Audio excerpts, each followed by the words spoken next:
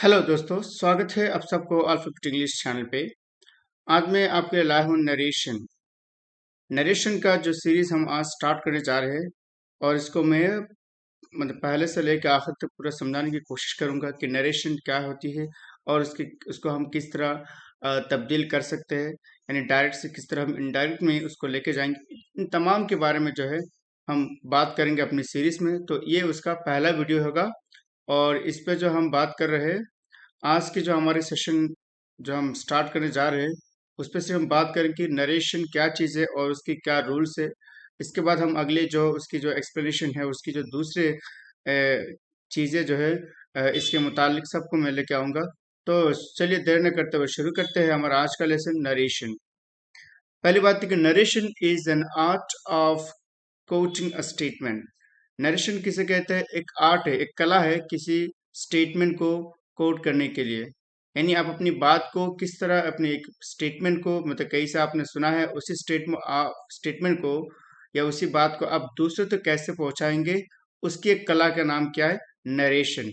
Narrate का मतलब होता है वर्णना करना, यानी बयान करना। यानी हमने आपसे कुछ सीखा या आपने कुछ आपसे कुछ सुना, और क्या क्या मैंने उसी चीज को क्या किया, एक दूसरे शख्स को मैंने कह दिया। अगर आप इसको कैसे चुगलखोरी करना, मैं अगर इसको समझाने चाहता मतलब कहूँ तो, उसने किसी और से कुछ सुना और इसने क्या किया, दूसरे को बताया कि उसने बताया कि वो ऐसा ऐसा है।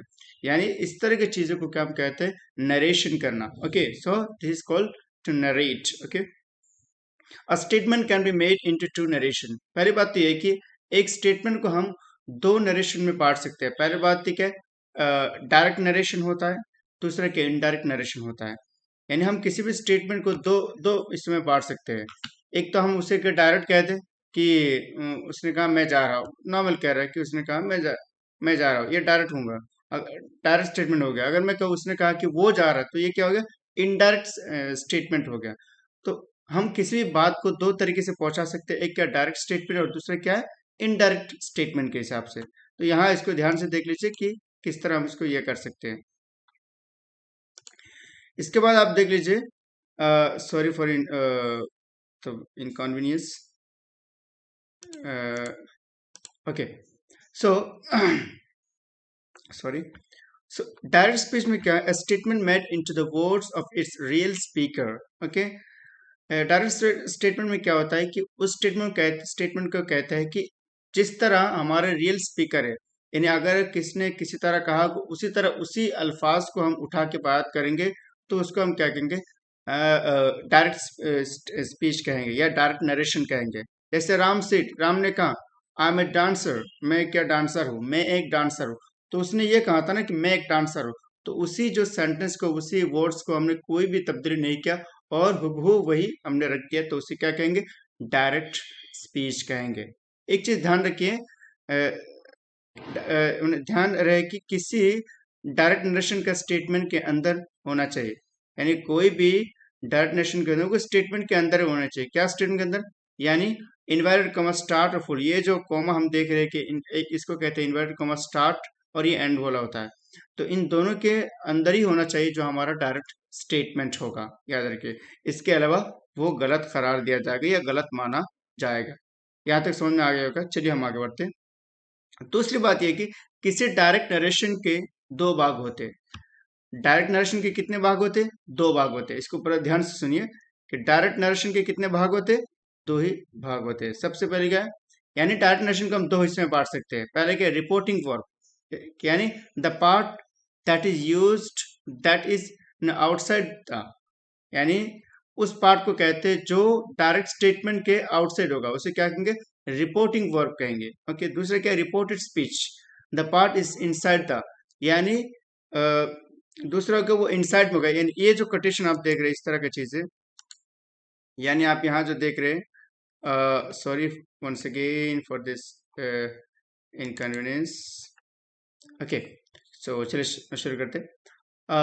हाँ, तो यहाँ रिपोर्टिंग वर्क में हमने देखा कि ये जो इन्वर्टेड कॉमा और स्टार्ट हम देख रहे हैं, इसके बीच में आना चाहिए क्या? डायरेक्ट जो इसके अगर बाहर आता है कोई चीज, तो उसे क्या कहेंगे? रिपोर्टिंग वर्ब कहेंगे। लेकिन अगर इसके अंदर आता है, यानी ये जो आप देख रहे हैं, मैं जहाँ ये माउस ये कर रहा हूँ वहां देख लीजिए कि ये जो इन्वर्टेड कॉमा और स्टार, इसके बीच में जो आएगा उसे क्या कहेंगे हम? रिपोर्टेड स्पीच कहेंगे। यानी कोई चीज रिपोर्ट की गई, कोई चीज जो असल में जो बात बताई गई है उसे हम क्या कहेंगे, रिपोर्टेड स्पीच कहेंगे। ओके। और जो रिपोर्टिंग होता है क्या, यानी मैं कह रहा हूँ ही सेड, उसने कहा था, तो ये रिपोर्टिंग किया जा रहा है। ओके, चलिए हम एग्जाम्पल देख लीजिए, एग्जाम्पल आपको समझ में आ जाएगा। राम सेड, राम ने कहा। ओके।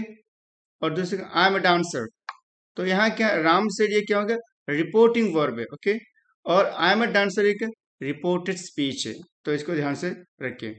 अब आज चलते हैं, हम देखते हैं कि इनडायरेक्ट स्पीच किसे कहते हैं। यहाँ तक आपको आ जानी चाहिए कि नरेशन के, इसको क्या कहते हैं, स्टेटमेंट का नाम है, किसी बात को दूसरे तक पहुंचाने का नाम है। और नरेशन को जो होता है, तो हम अपनी स्टेटमेंट को दो तरीके से पहुंचा सकते हैं, एक तो ये डायरेक्ट होगा, दूसरा क्या इनडायरेक्ट नरेशन होगा। डायरेक्ट नरेशन को क्या करते हैं हम, दो इसमें बांटते हैं। जो हमारा मेन स्टेटमेंट होगा उसे हम क्या कहेंगे, डायरेक्ट नरेशन कहेंगे। किसी भी डायरेक्ट नरेशन के दो दो दो मतलब तरीके हो सकते हैं, सॉरी, किसी भी डायरेक्ट नरेशन के अंदर दो पार्ट्स होते हैं। पहली बात तो एक होता है रिपोर्टिंग वर्ब, और दूसरा कहता है रिपोर्टेड स्पीच होता है। रिपोर्टिंग वर्ब से कहते हैं जो डायरेक्ट, जो हमारे इन्वर्ट कॉमा स्टार्ट के अंदर जो है, उसके बाहर अगर कोई चीज आए तो उसे रिपोर्टिंग वर्ब कहेंगे। दूसरा क्या, रिपोर्टेड स्पीच, यानी जो बात कही गई हो और वो इन्वर्टेड कॉमा स्टार्ट के अंदर ही हो, तो उसे हम क्या कहेंगे, रिपोर्टेड स्पीच कहेंगे। मिसाल से हमने आपको समझाया था कि राम सेठ, यही है, यानी राम, तो क्या होगा, राम सेठ या रिपोर्टिंग वर्ब हो गया, आई एम डांसर, ये रिपोर्टेड स्पीच हो गया। ओके। अब हम देखते हैं कि इनडायरेक्ट स्पीच किसे कहते हैं। Statement in our own words, यानी एक ऐसा स्टेटमेंट जो हम अपनी अल्फाज में बयान करते हैं। यानी किसी ने कहा कि मैं मार्केट जा रहा हूँ, तो हम क्या कहते हैं, उसने कहा कि वो मार्केट जा रहा है, तो ये यहाँ, अब यहाँ क्या होगा कि मैंने अपनी अल्फाज घुसा दिया और अपनी अल्फाज से उसको मैनिपुलेट किया, लेकिन मैसेज वही रहेगा। ओके। मीनिंग नहीं तब्दील होगा, लेकिन मैसेज वही रहता है। ओके। तो मीनिंग भी बदलेगा नहीं, पर जो उसके अल्फाज वगैरह वो सब बदल जाएगा और स्ट्रक्चर बदल जाएगा। अपनी अल्फाज उसमें हम डाल देंगे, तो उसे क्या कहेंगे, इनडायरेक्ट स्पीच कहेंगे। ध्यान रहे कि इसमें जो है इन्वर्टेड कॉमा का प्रयोग नहीं होता। जब आप इनडायरेक्ट स्पीच बनाएंगे तो उसमें इन्वर्टेड कॉमा वगैरह की कोई किसी भी तरह का प्रयोग या इस्तेमाल नहीं किया जाता है। Ram said that he was a dancer, Ram ने कहा कि वो क्या है, डांसर है। तो अगर हम कहें राम सेठ, पहले हमने क्या कहा था, वहां पहले देखा था कि इसमें देखिए कि राम सेठ आई एम अ डांसर, तो इसको हमने इनडायरेक्ट स्पीच में कैसे, राम सेठ that he was a dancer, तो ये क्या इनडायरेक्ट स्पीच हो गया। ओके। तो यहाँ किसी भी तरह का इन्वर्टेड कॉमा और स्टार का इस्तेमाल नहीं किया। अब कुछ रूल्स देख लेते हैं, rules to change direct into indirect.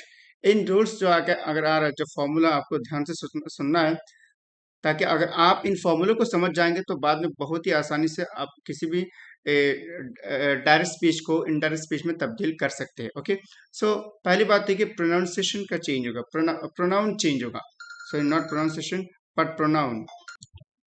तो इन रूल्स को आपको सबसे पहले देखना है, उसको याद रखना है। सबसे पहला क्या है, प्रोनाउन चेंज। प्रोनाउन में क्या होगा, चेंज होगा। अगर आई से क्या हो जाएगा, मी हो जाएगा। ओके, इस तरह होता है। नाम से ही हो जाएगा। तो ये सब चीजें हम अभी डिटेल्स के साथ बात करूंगा। इसके बाद वर्ब चेंज होगा, ठीक है। इसके बाद एडवर्ब का चेंजिंग होगा। इसके बाद यूज ऑफ कंजंक्शन होगा। हम कंजंक्शन को हमें ज्यादा इस्तेमाल करना होगा, मतलब बहुत ज्यादा नहीं, लेकिन ये अहम है। यानी दैट, दैट को आपको हमेशा ही इस्तेमाल करना होगा, ठीक है। डायरेक्ट और इनडायरेक्ट में इन चीजों को ध्यान रखना है। प्रोनाउन चेंज में क्या आता है, एस ओ एन, ठीक है। एस यानी वन है, ओ टू एंड थ्री। इसको जरा देख लीजिए, सन है, इसको थोड़ा कंफ्यूजन लग रहा है, मैं आपको बता, ध्यान से देखिए। ध्यान रहे कि यदि आर एस, यानी आर एस का मतलब रिपोर्टिंग, क्या बोलते हैं, रिपोर्टेड स्पीच में सेकंड पर्सन हो, ठीक है, तो तथा, यानी इसको मतलब आरबी में ऑब्जेक्ट ना रहे, तो उसमें डायरेक्ट बनाते वक्त स्थिति अनुसार आई, वी, ही, शी ग्रुप में बदल लेते हैं। जैसे नाव से क्या होगा, दे होगा। यानी अगर आप देखें, आई से क्या हो सकता है, ये होगा। वी से क्या होगा, इस तरह बदल सकता है, ठीक है, उसमें कोई ये नहीं है। जैसे अगर वो कहें आई वॉज ए डॉक्टर, तो हम कहेंगे ही, आई एम ए डॉक्टर, तो हम कहेंगे ही वॉज ए डॉक्टर, तो आई से क्या होगा, ही होगा, ठीक है। तो इन चीजों को ध्यान रखना है। देन एडवर्ब चेंज किस तरह होगा, नाउ से देन हो जाएगा, दिस से दैट्स हो जाएगा, दिस से क्या, दोस हो जाएगा, टुडे से दैट डे हो जाएगा, यस्टरडे से प्रीवियस डे हो जाएगा, टुमारो से नेक्स्ट डे हो जाएगा, एंड फिर tonight से that night, next day, following day, come, go, before, either, okay, either, later, ये सब देखना है हमको. Just, then, hence, thence, okay, last day, previous day, thus, so. तो ये जो चीजें एडवर्ब का चेंजिंग आपको करना होगा, तो इनको आपको क्या करना है, याद करना पड़ेगा कि जस्ट का क्या होगा, देन हो जाएगा. तो इस तरह चीजें. इसके बाद इफ रिपोर्टिंग वर्ब जिसे कहते हैं of a verb direct is a present और फ्यूचर. ओके, मतलब अगर रिपोर्टिंग वर्ब के जो नरेशन है वो प्रेजेंट या फ्यूचर में हो तो ये कंडीशंस आपको अप्लाई करना पड़ेगा.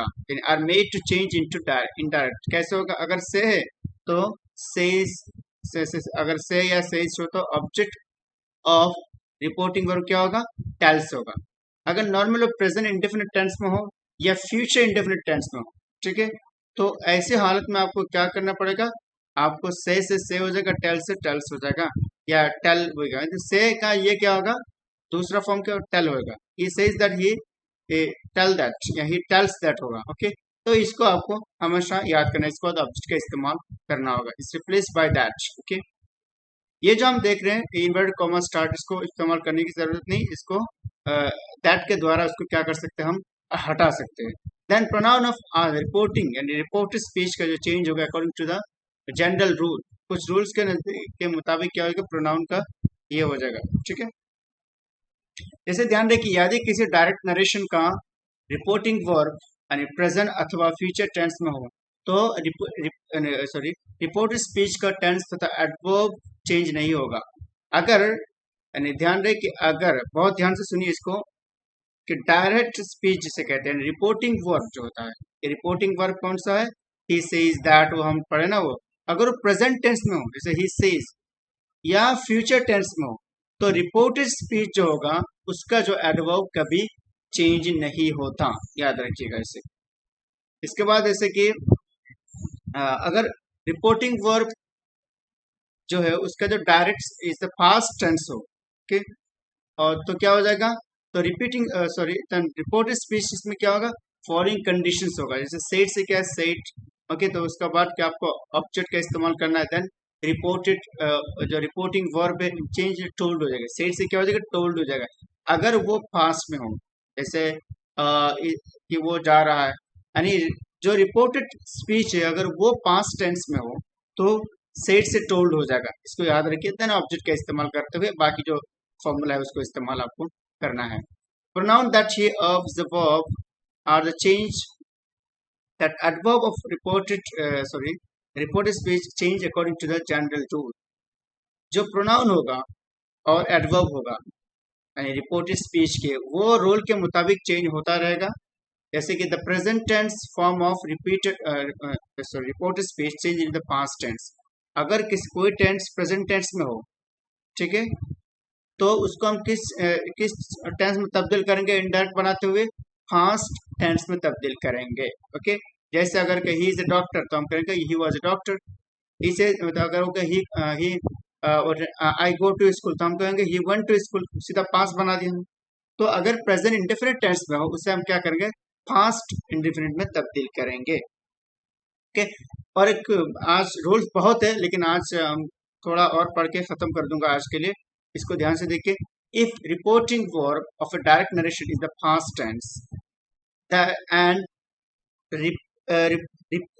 reported speech is also in the past, okay, following condition are applied. अगर रिपोर्टिंग वर्ब भी पास्ट हो और रिपोर्टेड स्पीच भी पास्ट हो, दोनों पास्ट टेंस में, तो उसका रूल्स ये होगा कि सेड टू का इस्तेमाल, सेड टू का इस्तेमाल तो करें, said to me, said to that, जो भी हो, ऑब्जेक्ट का इस्तेमाल, ऑब्जेक्ट जिसको कहा गया वो इस्तेमाल करना है. देन क्या करना है, दैट का तो इस्तेमाल करना ही. देन रिपोर्टिंग वर्ब को जो है चेंज किस में हो जाएगा, ही टोल्ड मी हो जाएगा. क्या, ही टोल्ड मी कह सकते हैं. और देन ऑब्जेक्ट का, यानी अगर सेड टू मी अगर इस तरह का चीज में हो, कहा रिपोर्टिंग वर्ब में डायरेक्ट स्पीच में, तो उसको हम जब इनडायरेक्ट स्पीच में तब्दील करेंगे तो हम क्या कहेंगे, he told me. Okay, he told me. Okay, then इस चीज को the pronoun of the an adverb of reported speech are change according to the general. और रूल को मुताबिक जो होता है वही चेंज होगा. ओके, और एक चीज यहाँ देख लेते हैं हम. The past indefinite structure of reported speech is changed in the past perfect tense. Okay, and past continuous tense in the past perfect continuous tense. अगर रिपोर्टेड स्पीच जो होता है वो अगर पास्ट इंडेफिनिट टेंस में रहे तो उसको हम तब्दील करेंगे पास्ट परफेक्ट टेंस में. ओके, और अगर कंटिन्यूअस में रहे तो पास्ट कंटिन्यूअस टेंस में करेंगे. ओके, तो ये था हमारा आज का लेसन जिसको हमने कुछ आपके लिए कुछ रूल्स और रेगुलेशंस लाया. मैं समझ रहा हूँ कि आपके लिए बहुत ज़्यादा कॉम्प्लिकेटेड लग रहा है, लेकिन मैं आपको विश्वास दिला सकता हूँ कि जब हम मिसाल के साथ पढ़ेंगे, अभी तो नॉर्मल रूल्स इसको जब सुन सुन के सुनते रहेंगे तो आपके कान में घुसता रहेगा, तो उस पर क्या होगा कि आपको फ़ायदा बहुत ज़्यादा होगा. कुछ चीज़ आपने सुना होगा और जब आप उसका प्रैक्टिकल करने जाएंगे तो उसके लिए आसानी हो जाएगा. उस वक्त आप बहुत ही आसानी से उसको बना पाएंगे, उसमें कोई मुश्किल का सामना नहीं करना पड़ेगा. तो रूल्स तो आज के लिए बहुत हो गया. इसके बाद से हम पढ़ेंगे जैसे कि नरेशन के और कुछ रूल्स है, रेगुलेशन है. इसको पढ़ने के बाद हम शुरू करेंगे हमारा टेंस में. जैसे ये पूरा आपके लिए मैं लाया हूँ, इसको पूरा पढ़ाऊंगा मैं आपको कि हर टेंस में किस तरह हम चेंज करेंगे. ओके, तो आज के लिए इतना काफ़ी है. तो अगर आप हमारे वीडियो को पसंद करते हैं तो लाइक कीजिए, शेयर कीजिए और सब्सक्राइब कीजिए ताकि हमारे आने वाली नोटिफिकेशन सबसे पहले मिल जाए, यानी वीडियोस की notification. Okay, so thank you so much for watching this video. Thank you. Tata, bye bye.